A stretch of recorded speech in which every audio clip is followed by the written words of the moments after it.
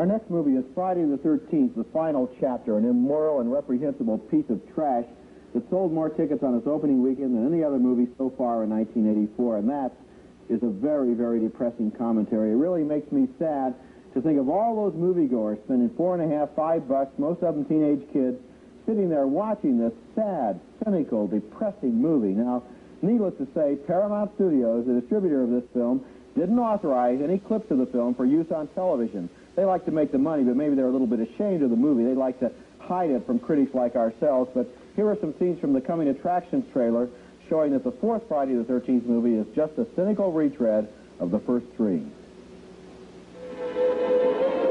3 times before, you have felt the terror, known the madness, lived the horror.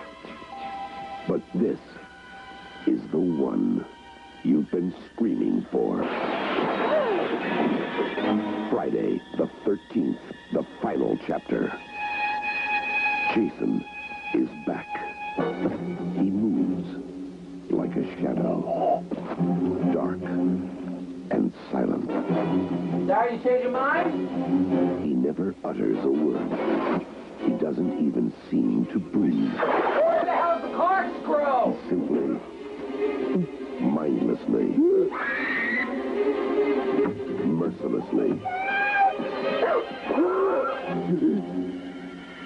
kills. But now, Jason's reign of terror is over. Yeah, real great. Jason, you can't hear him, you can't see him, he hardly even breathes. He's the latest word in leading men from the geniuses at Paramount Pictures. You get the idea. Friday the 13th, the final chapter, is 90 minutes of teenagers being strangled, stabbed, impaled, chopped up, and mutilated. That's all this movie is. It's just mindless, bloody violence. And just think of the message this film offers to its teenage audience. The world is a totally evil place, this movie says. It'll kill you. It doesn't matter what your dreams and hopes and ambitions are. It doesn't matter if you have a new boyfriend or a new girlfriend or you've got plans for the future. You can forget those plans because you're going to wind up dead. There is literally nothing else in this movie. And the sickest thing is, this isn't the final chapter. That's just an advertising gimmick. The ending clearly sets up a sequel. And what I want to know is, I wonder if they're going to be heartless and cynical enough to make the sequel, because why not? They've already taken the bucket to the cesspool 4 times for this sludge. I think the people who made this movie ought to be ashamed of themselves, and that's what I think, Gene. Yeah. And I'm going to vote no. I had a feeling you might.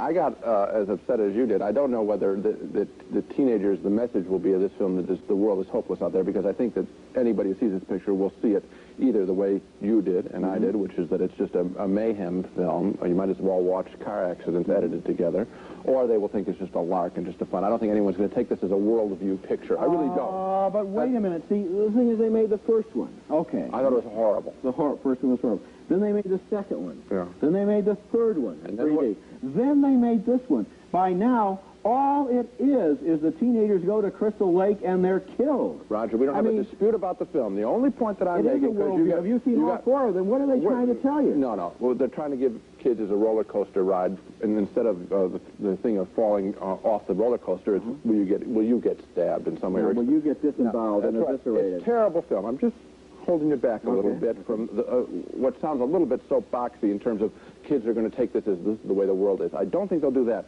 But what I am saying is this, that the film is literally about stabbing. In other words, if you like this picture, what you have liked, I believe, is the idea that someone will get a stick put through their body, because that's the essence of this movie. And it's not surprising. I did probably sound a little soapboxy, but I'll tell you, I'm not saying the kids are going to believe it. I'm saying this is what the message is in the movie. Now, I sat in a theater, and I saw this with some kids, and you watch them coming in. It's an R-rated picture. That means most of the people will be under 17. They're 13, they're 12, they're 14. Okay, it's garbage. They're coming in, they're sitting there for 2 hours. This is supposed to be fun. They're told it's fun. They see it advertised on television. It did a lot of business. Their older brothers and sisters went to see it. And what do they see for 2 hours?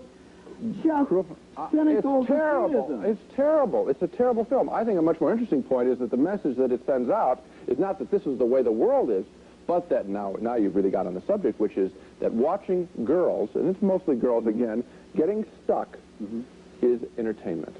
See, that's the pornography.